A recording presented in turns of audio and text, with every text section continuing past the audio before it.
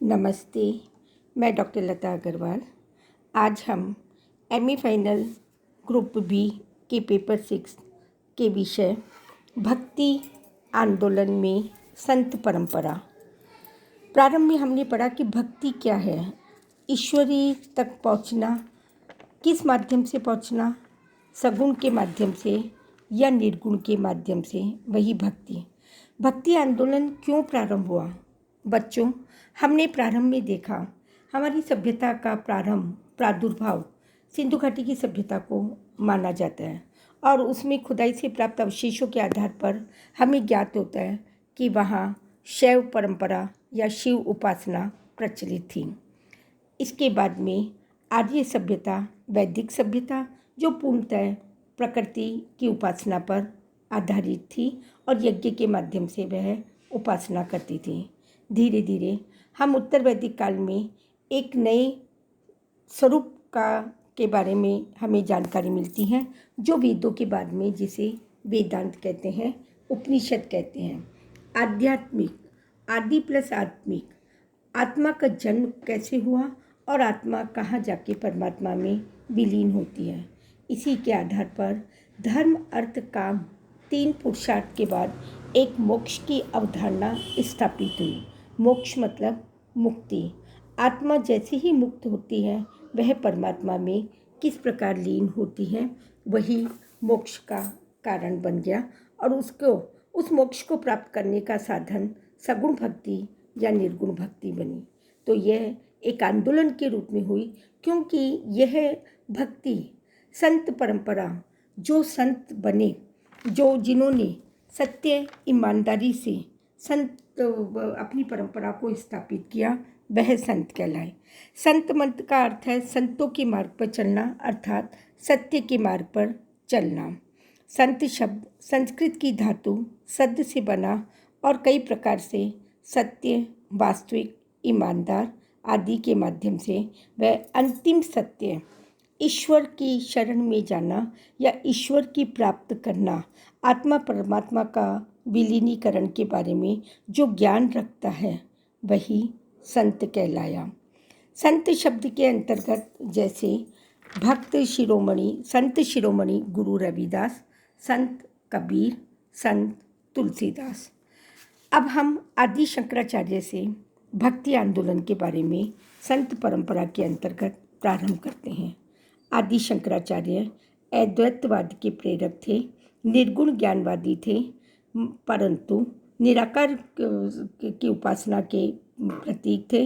परंतु मन में उत्पन्न ईश्वरीय जिज्ञासा को वह शांत नहीं कर पाने के कारण उनका अद्वैतवाद इतना जनसाधारण को प्रभावित नहीं कर सका जितना उन्होंने सोचा था।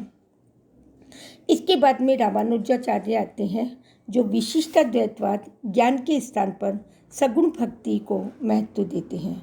आज हम सगुण भक्ति के संत रामानुजाचार्य, ऑलवार नैनवार संत रामानंद, बासव, वल्लभाचार्य, माधवाचार्य, निम्बार्कचार्य, तुकाराम, जयदेव, सूरदास, रविदास, चैतन्य महाप्रभु, नामदेव, ये सभी सगुण भक्ति के प्रतीक थे, अर्थात मूर्ति पूजा।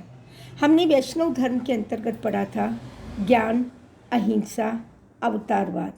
अवतारवाद में 2 प्रथम और प्रमुख राम और कृष्ण की भक्ति को संतों ने सगुण रूप में स्थापित कर लोगों में जो ईश्वरीय भावना थी उसको स्थापित किया। हम ईश्वर, जगत, जीव, सत्य अनादि है। जगत जीव ईश्वर पर आश्रित है। ईश्वर में विश्वास कर स्वयं को समर्पित कर देना प्रपत्ति कहलाती है।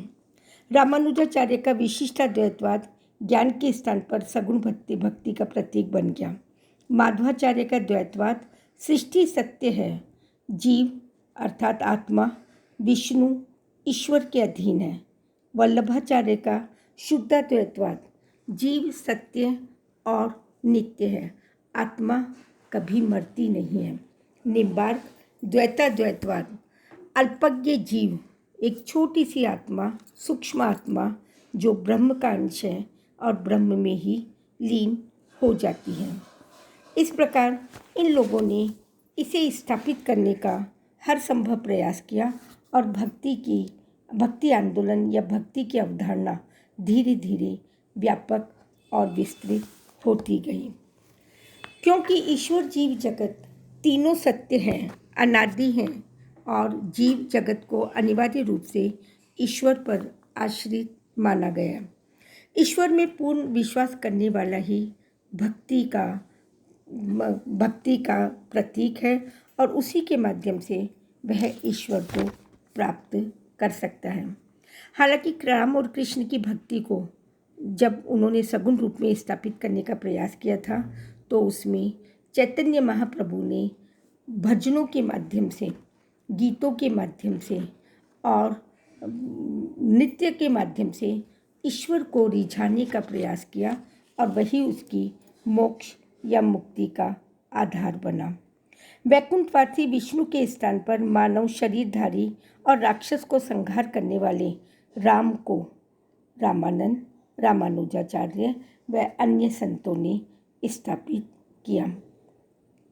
प्रारंभ में वेद संस्कृत भाषा में थे और इन संतों ने स्थानीय भाषाओं में, बोलचाल की भाषाओं में अपने भजनों, गीतों, भक्ति के माध्यम को लोगों तक पहुंचाया और यही कारण है कि वहाँ के स्थानीय लोग इनसे आकर्षित होने लगे, ईश्वर को सर्वगुण संपन्न मानने लगे और जो उसकी प्राप्ति में के लिए उन्होंने भक्ति विचारधारा को प्रवर्तित किया। रामानंद के 12 शिष्य थे। रविदास, रैदास, कबीर, धन्नाजाट, सेन, सघना गोसाई, पीपा,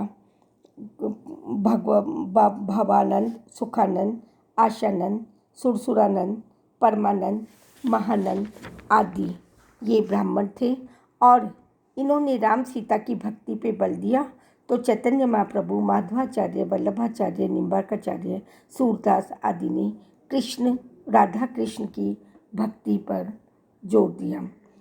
इनके विचार विष्णु स्वामी के भक्ति सिद्धांतों पर विशेष प्रभाव पड़ा और धीरे धीरे उपनिषद काल के अंदर भारतीय दर्शन में श्रीमद् भागवत गीता और गीता इनके सहायक मुख्य साधन ग्रंथ बन गए। इन्होंने कृष्ण द्वारा अर्जुन के दिए गए उपदेशों का प्रचार प्रसार कर राधा कृष्ण और राम सीता की भक्ति पर बल दिया। धन्यवाद।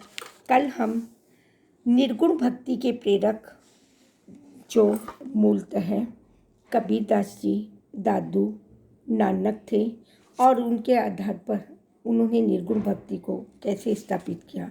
सगुण भक्ति में रविदास की शिष्या मीरा ने राजस्थान के अंदर कृष्ण भक्ति को स्थापित कर उन्होंने अपनी यहाँ की स्थानीय भाषा में भक्ति आंदोलन को मूर्त रूप प्रदान किया। धन्यवाद।